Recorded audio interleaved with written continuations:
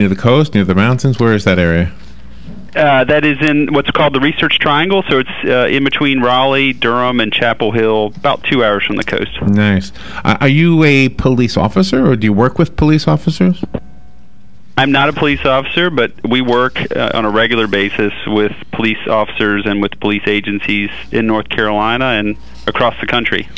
Well, obviously the big glaring topic in law enforcement is shooting people who are unarmed, and I know the media makes it to be racial, but there was a story this morning about a little boy, and I don't think race was mentioned. I don't even know. I think that might have been in the Carolinas too. I'm not sure where that was. But I mean, is there a way to fix that problem, or is it being amplified by the media in an unfair way? Well, you know, that is an example of where we need better data. Right now, that's simply, there's just a lack of good information on these police-citizen encounters and what comes out of those. I think a lot more can be done about it. But first, like I said, we need more factual information. How often are these events occurring? Why are they occurring? And what can be done from a training and policy perspective? Are the video cameras on the uniform cameras, and I know it's not cheap, but we had this issue here in our county. They were considering it, but it turned out to be cost prohibitive. At least that's what they told us. So is that a way to have more data?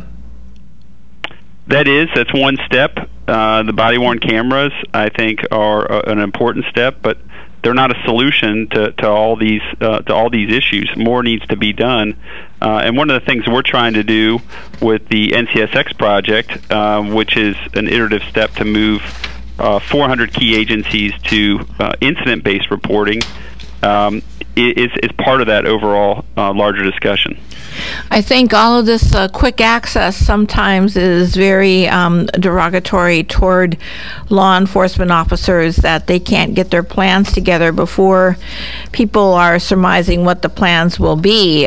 Because years ago, I know my mother worked for the Ocala Police Department, and you know, if somebody needed to be checked on, all of the law enforcement agencies were wired to each other to run reports. But now it seems with the internet, even the average citizen is trying to get the information before the police departments, and then they're causing a hazard.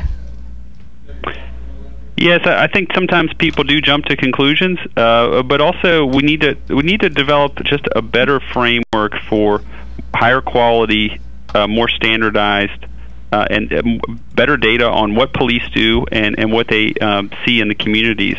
I think from that we can develop a better understanding for what works best, what's evidence-based, and then promote that across the country. So would our sheriff's office and our police department tap into the information from the National Crime Statistics Exchange and benefit in some way? How do you work? How do you interact with the local agencies? Yes, so the FBI has announced that that all agencies will be required to move to incident-based reporting by 2021. We're working through NCSX with 400 key agencies, called nation's largest departments.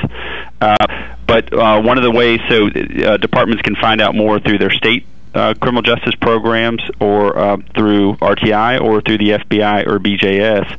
But these things can allow them to have a more standardized information reporting, and ultimately to benchmark themselves against other similar departments within your area or in other areas. Does post-sentencing statistics play a role in any of this? In other words, does the information that you get from men and women who have served their time and then gone on with their life, do we know whether or not the penalties that we put on people who have violated the law are actually making a difference in them, and so they, you know, they're not returning to prison or not to jail? That absolutely plays a role here, you know, because we still don't understand really adequately what happens when individuals leave the correctional system. Are the policies that help them re-enter society, are those working? We have some information on that, but having better information on crime and what's occurring can help us evaluate those types of situations and those types of policies much more effectively. Does this make you yourself nervous, because you're right in the crux of everything? You not only have the community to worry about, but you have your family to worry about as well. No, no, it doesn't make me nervous. I mean, I think I'm just happy to participate from a perspective of trying to improve the overall system in an independent way, but also, trying to do it in a factual way. So, I'm just honored to have this opportunity to support these changes. If you could, it might be talking over our heads a little bit, but maybe you could talk to the law enforcement community just for a moment here to let them know how they can better what they do with the statistics exchange. Yeah, so some departments may have heard about this initiative already. If you haven't, you can certainly contact your state Uniform Crime Reporting Program representative. You can also contact the Bureau of Justice Statistics or the FBI, or you can contact us here at RTI, and our web address is www.rti.org. So we're certainly happy to talk to law enforcement about where they are currently with their capabilities and where they'd like to go. Do you think you have some infiltrators in the security system, and that sometimes when the 911 calls seem to be bogus, they're really codes? I'm not sure about that. I guess anything is possible, but one of our related efforts involves 911 calls, sometimes referred to as calls for service. And I think one issue is that many jurisdictions don't have the capabilities or the capacity to really look at that information more strategically. It's usually a large volume of information. And so that's what we're doing with a similar effort, something we called CFS Analytics. We're trying to provide departments with a free open source tool that they can use to analyze their calls and better understand how they're allocating resources and what the community needs are. We had something in our community, and I think it was started by the local sheriff, and it was basically a kiosk that was set up in convenience stores and in the local mall and in other public places. And it showed on a screen the name and the face of a person who was wanted, whether because they had violated the law, violated probation, was a fugitive, or even somebody who was a part of an Amber Alert and a Silver Alert, those things. And we were told two different things, and it got to the point where I thought, okay, this is becoming political.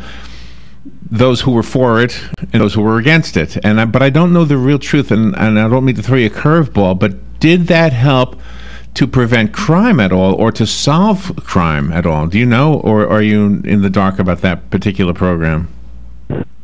I mean, I would say anything that helps engage citizens and the police is a good step. I'm not sure about the effectiveness of that particular initiative, but I think anything that helps engage the citizens with the police, that encourages reporting, that encourages information transfer between the two, is a good thing. All right. I think the best thing we can do with this interview is to make sure that our law enforcement leaders know about this program. So let's leave with the website again, if you don't mind, Kevin. Sure. Just give me what was a good website again? It was at rti.org. Yeah, www.rti.org, and then for them just also to look at the BJS and FBI websites for more information on NCSX and NIBRS. Okay, NCSX stands for National Crime Statistics Exchange. Thank you, Kevin. Good stuff. Thank you. We'll be right back. Keep up with what's going on in the downtown area with Ocala Downtown Newspaper. Delivering thousands of newspapers to businesses in the downtown area, Ocala Downtown is there to keep you informed. They even have Tom's Picks, a free referral for people who are looking for a company to do work for them. Tom's Picks will refer the company that fits your needs, and all we ask in return is that you tell them where you heard about it. It's simple. For more info, just call Tom's Picks, 352-804-1223, and pick up your copy of the Downtown Ocala newspaper today. Now read Ocala Downtown newspaper online. Hi folks, Buddy Martin here. Hope you'll join us all week long as we say goodbye on the Voice of Ocala and Buddy Martin sports page. It's our final week here on this radio station. Friday is our final day, and I guess we're all going to be unemployed. Tom Schmitz, what are you going to do? I'm going to play a little golf, buddy. Probably not. I probably got a 100-year list. Nothing to do. I know that Hunter's back here in the back someplace. Hunter, we need jobs. What you going to do, buddy?